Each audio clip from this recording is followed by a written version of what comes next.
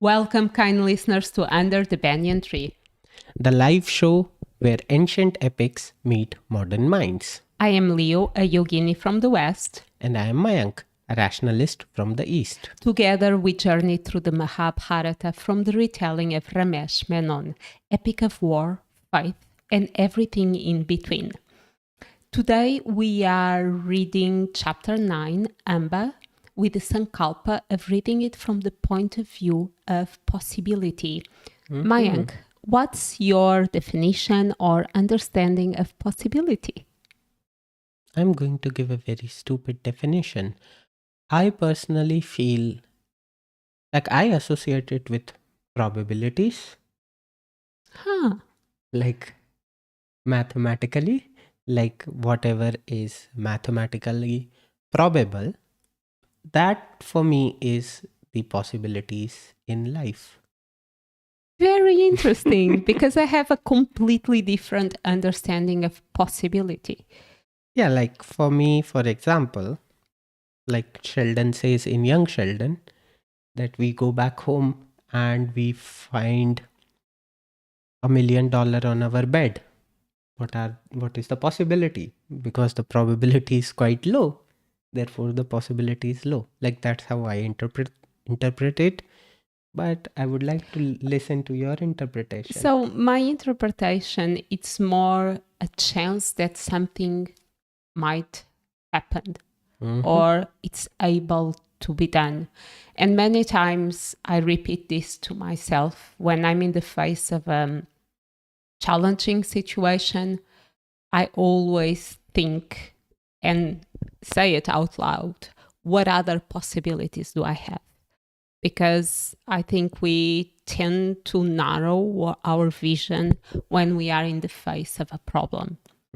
So in a way, and maybe this is a very wrong interpretation from my side, but for me, a possibility, it's always an opening. It's always something that it's not probable. It can happen. While yours, in a way, it's the opposite way. And yes. I find that very interesting. Yeah, like I'm happy to take your interpretation when it comes to stories or fiction, but when it comes to life, I think my approach is more conservative, in the sense that, as you know, I'm quite risk averse. So yeah, I don't imagine. He's my Sheldon. Yeah, I don't imagine scenarios where I feel that, like if I feel that something is improbable, you will hardly see me taking that risk or chance. But yeah, when it comes to fiction, for sure. And I think that's why this works so well, because I'm the opposite. It's if someone tells me that's not possible, I would fight and show that it is possible. So that's quite interesting. And you have accomplished things in your life which I would say were improbable. So yeah. We are at the ends of a spectrum in a way. So with this in mind, would you be as kind as to do a summary of the chapter for our kind listeners? Yeah, sure. So this is the part of Shravan which we are doing here, and I'm going to give you a quick summary of the chapter. So Amba goes into the deep forest and does a tapasya, or deep worship or penancy, of Lord Kartikeya. Lord Kartikeya is son of Shiva. Kartikeya appears... God of the war. Yeah, god of the war. Kartikeya appears before her in record time and blesses her with a garland of lotuses from his own lake, and says, whosoever will wear this will kill Bhishma. Amba then travelled to many kingdoms and told her story to kings and princes, but either they were scared of Bhishma or they respected him way too much for his righteousness, and therefore no one accepted the garland. Lastly, Amba reached kingdom of Panchal and told her story to King Drupad. He also called Bhishma a righteous man. So frustrated, Amba threw that garland around a pillar and left. While Drupad started worshipping that garland as it stayed fresh forever, Amba climbed through plains, forests, and mountains to reach Kailash, the mountain which is abode of Shiva in Himalayas. Then she started a penance again, and Mahadev acknowledged her tapasya and gave her the following boons. You will be born in the kingdom of Drupad, you will kill Bhishma in your next birth, and you will remember all the details from your previous birth so that you can enjoy the revenge. Amba was born as a girl child to King Drupad, and her name was Shikhandini. One day, as a 7-year-old child, Shikhandini wore the garland and told in Amba's voice that she will kill Bhishma. Fearing Bhishma's wrath, Drupad exiled Shikhandini once she reached puberty. Shikhandini accepted the exile happily and started another penance. And through a help from a yaksh, she got a body of a man and transformed herself into Prince Shikhandi. And now Shikhandi is ready for his life mission. Thank you. Thank you so much. Yeah, well. Can I add small details? Please go ahead. Because in a way, I think it's tied to our theme of possibility. So when you were describing the part where Amba went to Drupad and he denied the garland, she threw the garland, and as if by the interference of someone, the garland, instead of falling around his neck, it fell on the pillar. So, and that's a defeat in a way of possibilities, because it seems that there was some reason or, a master plan behind that garland. Another detail that I found interesting was at the end, when Amba was doing her tapasya, her penancy, Shiva appeared in front of her and he said, please stop your tapasya because you will melt down the Himalaya if you continue. And I found this very interesting because it's much, and I believe in the Hindu tradition, Shiva was so deep in his dhyana that the other gods feared him and had to find a wife for him. Otherwise, he would finish up creation. And it in a smaller scale, we have a woman doing a tapasya, and she's threatening the abode of Shiva. And I found that metaphor very interesting, almost a metaphor for this chapter or the character of Amba. So Amba was a mini Shiva there. In a way. Yeah, and it's a very interesting detail which you noticed because to be honest, sorry, you may have felt an earthquake there. I found, and I'm being honest here, and I also told this to Leo, that I didn't find a lot of story going on in this chapter. It was more of a poem, like every event was being written in a lot of detail, which is fun to read. But if you are looking for, some meat in the story, so I felt there was not a lot in this chapter. So about meat, do you think that Amba had other possibilities? Or, okay, let's expand our conversation a little bit more and think about which possibilities did Amba have. We are moving towards Swadhyay now. Yes. Okay. So which possibilities you are saying Amba had? Like one possibility was to make peace with her situation. And remain silent. Not remain silent, like at least through the text we read this, that there were people who showed interest in her, but she was more or less like she was kind of engulfed into that fire where she either only wanted Bhishma, or if not Bhishma, then revenge. Mm-hmm. And the third possibility was like forget about whatever happened and move on in your life, which is not an easy possibility. I'm not saying it's easy, but And forgive Bhishma and Shalva. yeah, which is Which service would that do for women? nothing. And I think she did make the right choice. Like, I personally feel, though I have never shown it, but I personally feel that I'm a person who holds grudge. Mm-hmm. At least this is what I think about myself. I don't know. We will have to talk to others to substantiate this.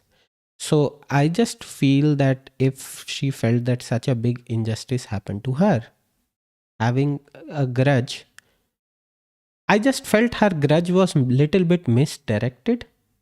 It Mm-hmm. could have been towards Shalva instead of Bhishma. But yeah, like I feel like, say, when you have grudge or when you are engulfed, like they said, in the fire of revenge, Mm-hmm. I don't think you can think rationally, or you can think like you are not in a position to make 2 plus 2 is equals to 4. This is what I feel. But I think she's done that math. 1 plus 1 equal to 2. Mm-hmm. She had her target.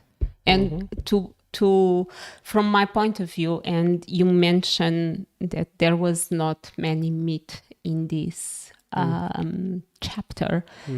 For me, this chapter, it's the story of transformation using what nowadays it's perceived as negative, as your fuel for transcendency and transformation. And probably I'll be judged for this, and that's okay. But nowadays, we judge emotions. Rage, you shouldn't feel it, is a bad emotion. Grief, it's a bad feeling, you should not feel it. And I do not agree with this. And I honestly, and for my experience, negative emotions, they can be a fuel. They can be extremely useful to plunge you into the right direction. So I have a question for you.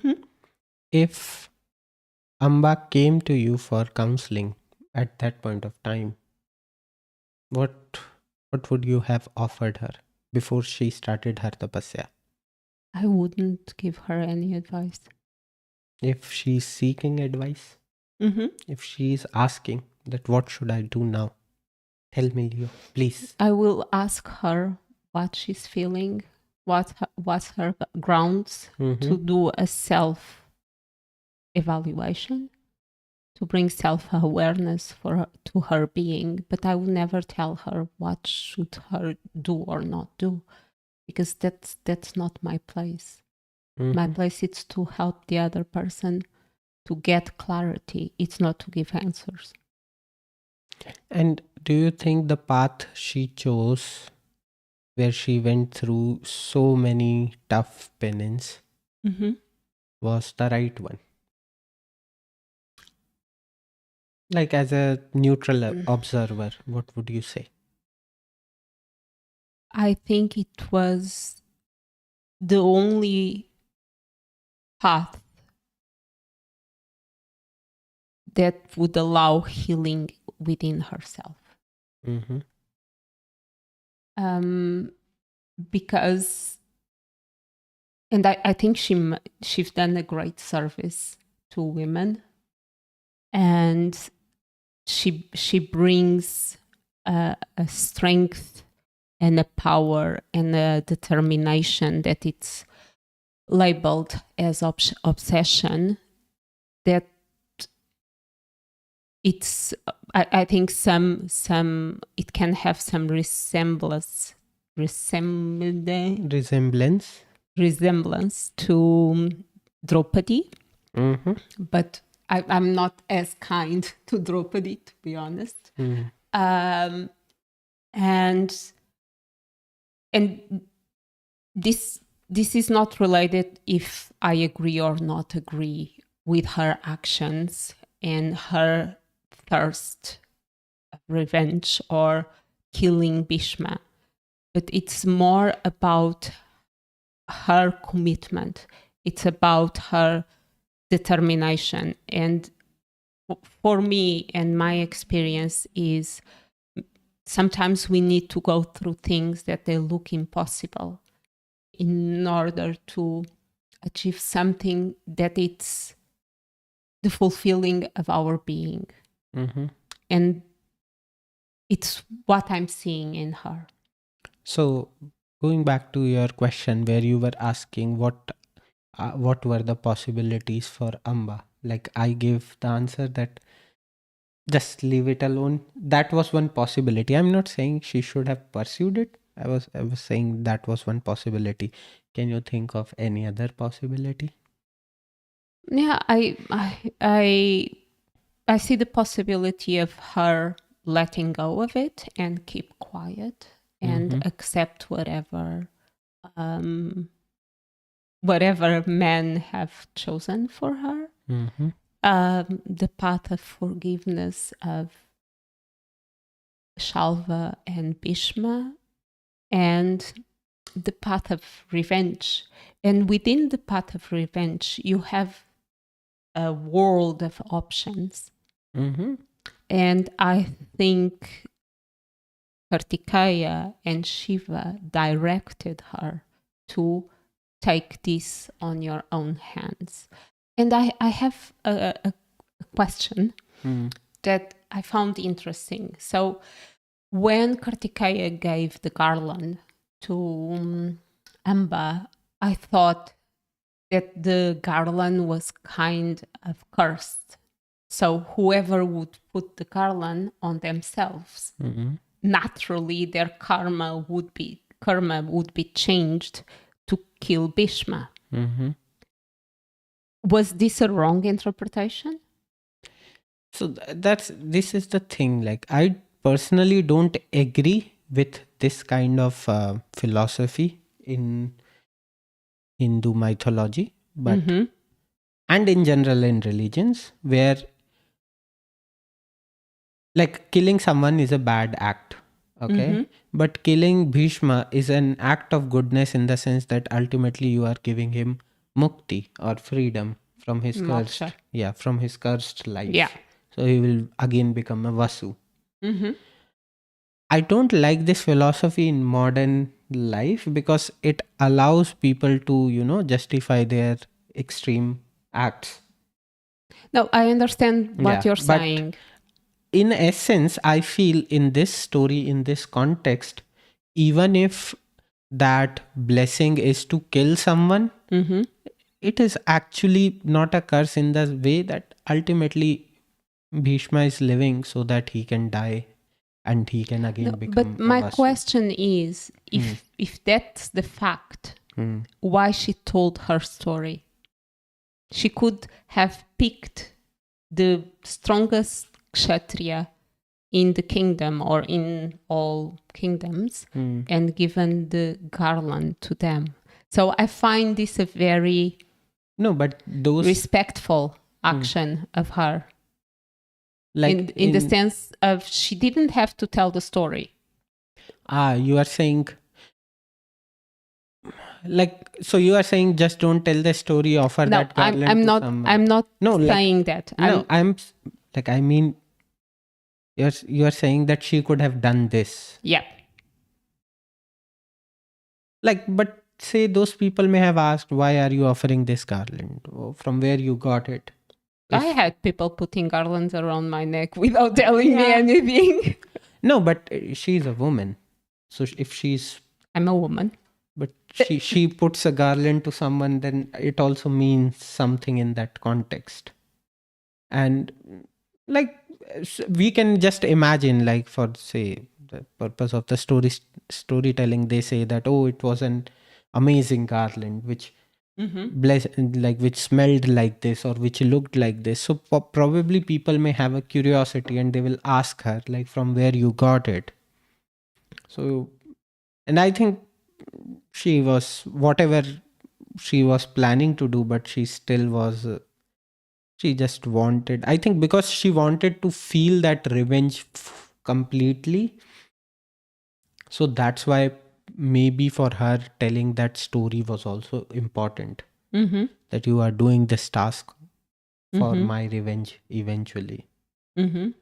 So, but yeah, this question I would like to ask you, like, do you think her anger was misdirected towards Bhishma? It should be more towards Shalva, or do you think no, whatever she went for was right?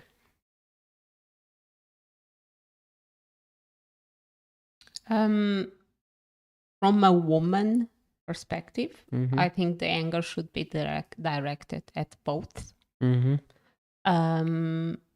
Probably I would direct it more to Shalva than Bhishma. Yeah, that's my answer.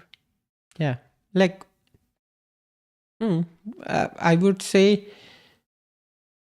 I just, so yeah, this is also a thing. Like a friend of mine, he once told me that, or probably he read it somewhere, maybe it's a famous thing, that people don't remember you for what you did to them, but they remember you for how they made you feel. Yeah. So I think that's what was probably her, because she felt that way. Like she felt humiliated, she felt cheated by the system and the society because of Bhishma in this whole situation, and not Shalva. So probably that's why her anger and resentment and the feeling of revenge was directed towards him. And fair play to her, because, she was shamed and she never felt impure. She was made, she was brought down, and she never impersonated that those feelings. She always kept her head high.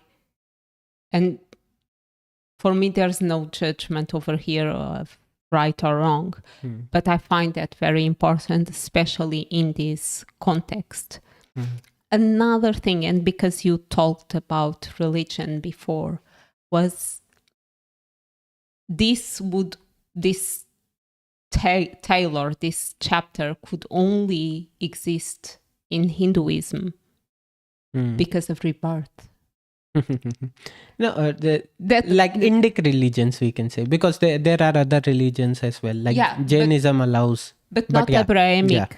No, Abrahamic faiths would never. There, eternal fire is waiting for you, love. Yeah, eternal fire, it's waiting for me, for sure. And for me as well. For us. Well, you are used to. Yeah.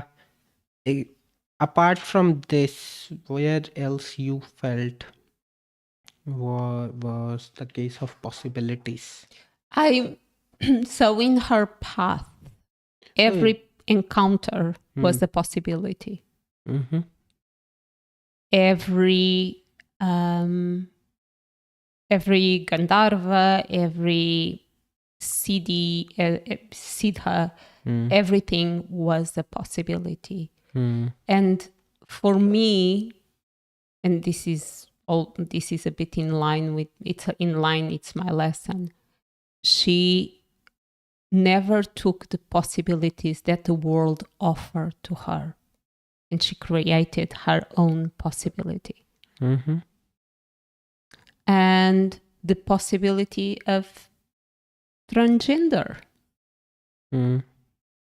She changed her gender Yep. to be able of fighting Bhishma. So that's something unique too. Yep. Go ahead. Sorry, I cut your voice. I just wrote this as a joke that at least a woman was safe enough to travel across India alone in that time. Nowadays. She traveled, she crossed plains, forests, rivers, and then reached Himalayas. And she was very strong. Yeah, she was. So, yeah, like I just felt that at least whatever we say about the society of that time, at least in this point, we will have to give some credit. And I have to tell you one thing. And I've been in India as a white woman alone. And you just need to keep your chin high and show that you know, there's no opening. Like, you need to be thick. But nobody tells you anything. Yeah, like, but I would still recommend and suggest not to put yourself in a precarious position. Absolutely. I completely agree with you. But I can visualize Amba completely determined, like her eyes pointed at the focus. She wouldn't, people would not dare even to talk with her. You know, when I was reading that description, I felt as if I'm seeing a shadow of Arjun in Amba, only focused on that Kailash mountain. Yeah.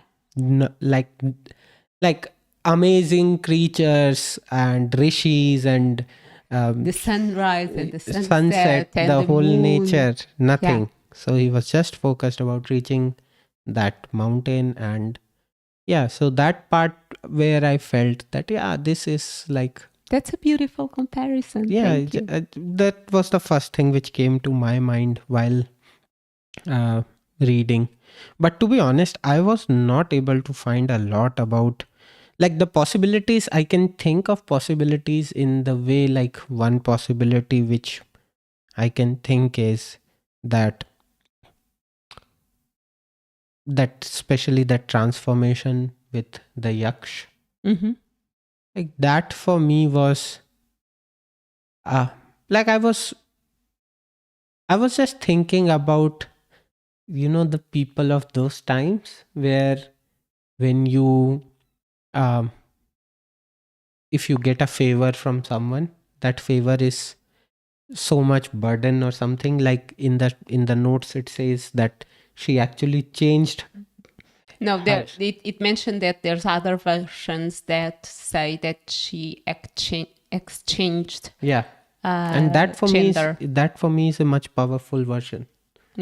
Like I like, okay, if I'm say indebted to someone's help, to offer them that, okay, you can become a man and I will become a woman because you offered me your help, like that's just too much. But that yaksha, whatever he felt responsible. And yaksha, there's a commentary that says that yaksha felt that this was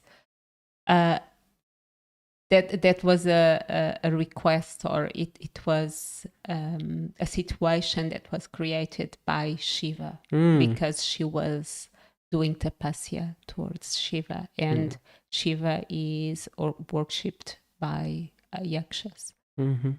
So, and there's that mention that it was Shiva that made him be trapped in that trap. And he felt that, you know, he was a channel of Shiva. I'm eating my microphone. No, it's not about the mic. I see that light in the background. It comes in focus if you move. Oh, I'm so sorry. No, it's all okay. It's my...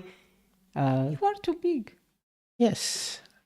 I eclipse the sun behind me. Okay. So anything else? A very stupid thought came to my mind which has nothing to do with this chapter and the theme. I would just like to put it out here in defense of gods, that they make people suffer to like do tapasya for 1 year or even more before But appearing. that's people's choice. Yeah, but I just thought the reason can be that the timeline of gods is very different to that of humans. Mm-hmm. Say 1 human year is probably a day or a second for them. Yeah. So for Oh, them, that one it's calling. Okay, so let me go. they are appearing by their own timelines. Like for them, yeah, okay, this person is calling me for last 1 hour. I should meet them. But yeah, that was a very stupid thought which came to my head No, it's funny. I while actually reading it. like it. Okay. Are we ready for lessons? Yeah, like the only lesson I would say is probably holding grudges is not a very good thing. Like uh I have respect for Amba, whatever she did, but I just feel that then the whole m- aim of your life is to accomplish just one thing, and I know it's very difficult to not hold grudges or not to have a feeling of revenge, especially when you feel such a grave injustice happened to you. But I would try to become a better person and not hold grudges in future if possible. Thank you. Thank you. I agree. I completely agree with you. Mm-hmm. However, my lesson is to remain truthful and honest to myself and to respect my soul or whatever. But if I don't accept something, I do not accept it. Even if I need to go through something harsh, it's better to go through it than to succumb to the possibilities that the world offer me. Yeah. Because I looked at the chapter. I try to keep away from the grudge and take it as a lesson from going through processes that are hard. But if I refuse to accept something that is harmful towards me, I need to stand up. Or I choose. I don't need, but I choose to stand up. Yeah. And Amba chose To stand up. Yeah. That was very impressive of her for sure. So that was our Shiksha. And do you think we can move on towards Naman?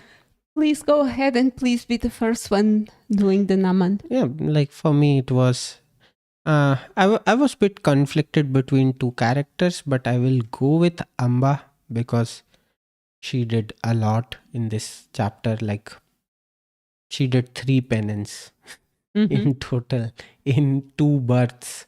So that was a lot to go through. And we forgot to mention this, but she self-immolated herself after Shiva gave her the blessing or the boon. So she went through a lot. As you said, she established an example that if any individual and especially a woman decides to accomplish something, there is no stopping. And for her, for her rigor, her grit, her determination, even if you don't align with her actions, you will have to respect her for her ethics and for her work and effort. Yeah. So therefore my Naman is for Amba. And my Naman is for Amba too. So yeah. But to say something else, I want to do a small Naman to Drupad because he was in a way the vehicle, or he enabled her possibility. Mm-hmm. So, to the ones that help in the path, knowing or unknowingly. That's nice. I would just make a special mention to the Yaksha Yeah. because Naman. yeah, like just like he was a very strong candidate for me. Mm-hmm. But the thing is, like Amba just did too much in this chapter. So, but yeah, like I also have great respect for him because he offered to help her, uh, indebted by whatever she did to him. So, huge respect for that guy as well. Thank you.